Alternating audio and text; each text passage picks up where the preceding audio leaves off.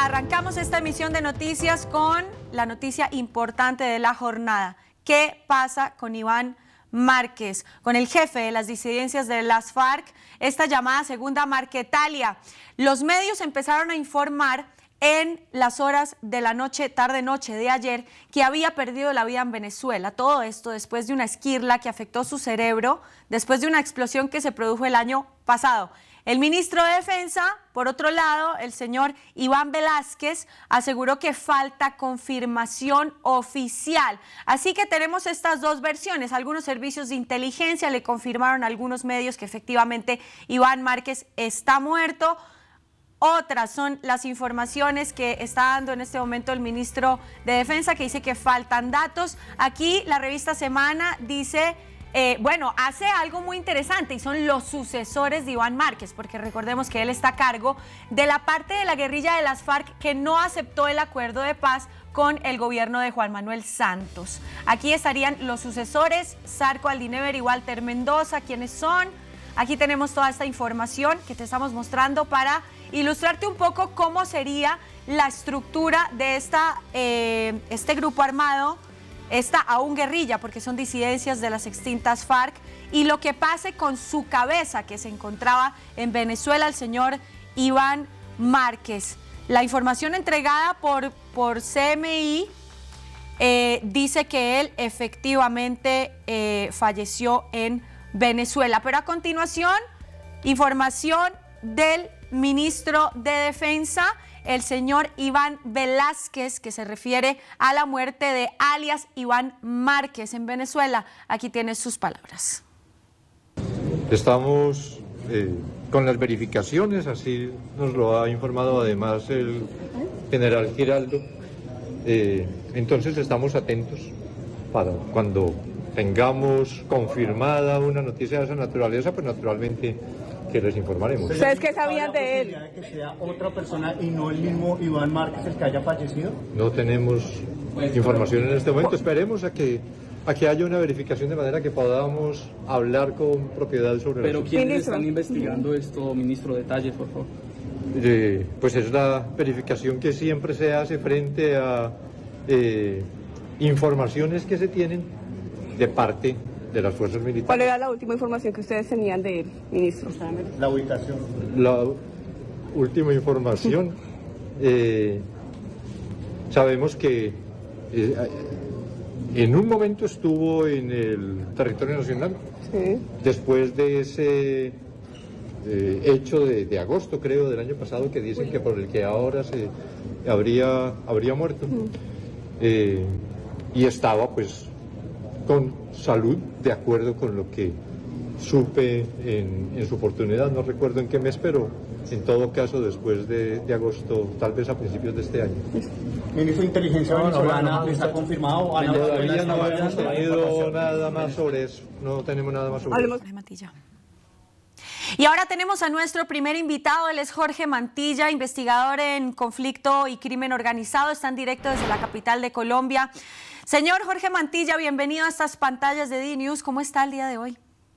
Bien, Estefanía, ¿cómo estás? Muchas gracias por la invitación. Muchísimas gracias por estar con nosotros aquí analizando esta noticia. ¿Por qué existen casi que dos versiones acerca de la muerte de Iván Márquez? ¿Por qué este tema aún no ha sido confirmado por el gobierno nacional si fuentes de inteligencia ya dijeron que había fallecido en Venezuela? Sí, pues la razón es justamente el hecho de que hace bastante tiempo, pues Iván Márquez y la mayoría de los líderes de la segunda Marquetalia se encuentran en Venezuela. Eso, por supuesto, dificulta que la inteligencia colombiana o las autoridades colombianas puedan llegar, digamos, al terreno a hacer una verificación, ¿cierto? Sí. De alguna manera también esta es como una suerte de muerte tardía, si llegase a confirmarse, porque desde agosto del año pasado, creo que fue cuando fue atacado Iván Márquez, pues se supone que había muerto, después apareció vivo, de tal manera pues que esto es un poco como lo que podríamos esperar en las próximas horas que suceda. Claro que sí. ¿Habría algún problema con el régimen de Nicolás Maduro en dado caso que el gobierno nacional pues decida obviamente aceptar esta noticia. Es que, ¿a dónde va mi pregunta? ¿Que hay algo atrás? ¿Por qué? Porque Venezuela lo recibió siendo una persona que está buscada por crímenes de lesa humanidad, por terrorismo, es decir, es un criminal. Entonces Venezuela lo acoge en su territorio y ahora podría presentarse algún tipo de problema diplomático por la permanencia de Iván Márquez en ese territorio. Pues es improbable que eso suceda, digamos, incluso ayer también en una corte de Estados Unidos el exgeneral del ejército bolivariano, Cliver Alcalá, declaraba ante una corte, pues oficialmente, que ellos sí habían ayudado a las FARC, que sí le daban a las FARC. Esa es una información que se ha tenido por parte de las autoridades colombianas hace bastante tiempo. Y recordemos además que los otros líderes de la Segunda Marquetalia, el caso de Romaña, el caso del Paisa, fueron asesinados justamente en Venezuela. Digamos, sí. Es un hecho pues indiscutible. Pero dado como el nuevo momento que estamos de restablecimiento de relaciones diplomáticas y reapertura de frontera, no creo que haya ninguna consecuencia realmente entre ambos países. Jorge, ¿quién era Iván Márquez? ¿Quién era él? Hagamos como una radiografía de este personaje que, además de todo, es una persona supremamente relevante en la realidad del país.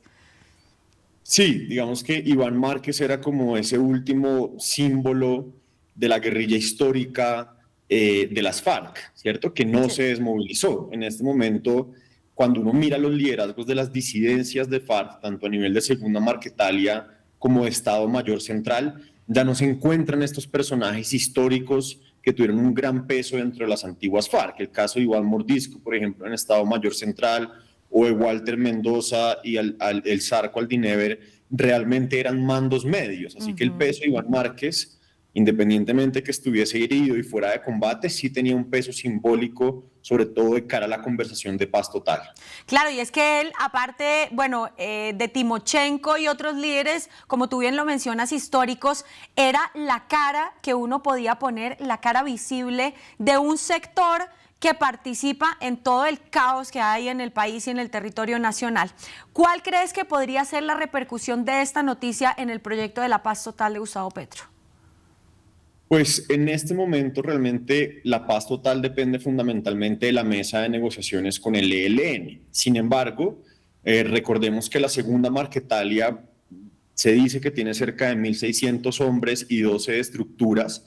Entonces, una de las repercusiones puede ser que va a ser más difícil negociar eventualmente con este grupo de Segunda Marquetalia, porque pueden haber procesos de fragmentación interna. Ellos, por ejemplo, en el caso del Putumayo, que se hacen llamar comandos de frontera, o en el suroccidente, que se hacen llamar guerrillas del Pacífico, lo que podría esperarse ante la ausencia de un liderazgo como el de Iván Márquez es que estos grupos se conviertan en grupos más locales y cada vez vayan perdiendo más como esa narrativa política que sí caracterizaba mucho a la figura de Iván Márquez. Claro, es que digamos aquí en imágenes le pasábamos a los televidentes y había dos grandes líderes que también se enfocaban mucho a la política, Iván Márquez y Jesús Santrich.